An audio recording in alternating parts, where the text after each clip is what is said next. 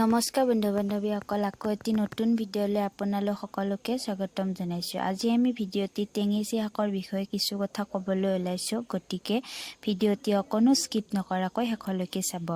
টেঙেচি শাক এবিধ হৈছে মাটিত বগাই যোৱা তৃণজাতীয় উদ্ভিদ। এই শাকবিধত অক্সালিক এচিড থকাৰ বাবে এই শাকবিধৰ সোৱাদ টেঙা। এই শাকবিধ য'তে ত'তে হয়। এই শাকবিধৰ এনেকুৱা ঔষধি গুণ আছে, তাৰ বিষয়ে আমি আপোনালোকৰ আগত ক'বলৈ ওলাইছোঁ। বেমাৰ আজাৰ হৈ থাকিলে মানুহৰ একো বস্তু খাবলৈ ইচ্ছা নাযায়, তেতিয়া এই টেঙেচি শাকৰ আঞ্জা বনাই খালে মানুহৰ অৰুচি আৰু অভোগ ভাৱ দূৰ হয়। গৰম দিনত টেঙেচি শাক খালে মানুহৰ পেট ঠাণ্ডা কৰে আৰু বিভিন্ন ধৰণৰ পেটৰ ৰোগৰ বাবে এই শাক অতি উপকাৰী। ল'ৰা ছোৱালীৰ স্মৃতিশক্তি বৃদ্ধিৰ বাবেও টেঙেচি শাক উপকাৰী। টেঙেচি শাকৰ ৰস পান কৰিলে আমাৰ স্নায়ু সবল হয়। কুষ্ঠৰোগ বা অশ্বাৰোগ আদিৰ বাবেও এই শাক উপকাৰী।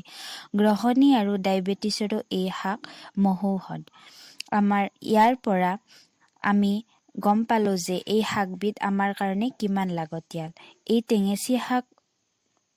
টেঙেচি শাক বটি চাটনি বনাই নাইবা গৰম দিনত পিহি ৰস বনাই মাছৰ সৈতে আঞ্জা কৰি জুতি লগাই আমি খাব পাৰোঁ। এইখিনি আছিল আজি আমাৰ তথ্য। গতিকে আপোনালোকে এই ভিডিঅ'টি যদি চাই ভাল পায় তেতিয়াহ'লে এই ভিডিঅ'টি লাইক, কমেণ্ট, শ্বেয়াৰ কৰিব। লগতে আমাৰ এই চেনেলটি ছাবস্ক্ৰাইব কৰিব। ধন্যবাদ।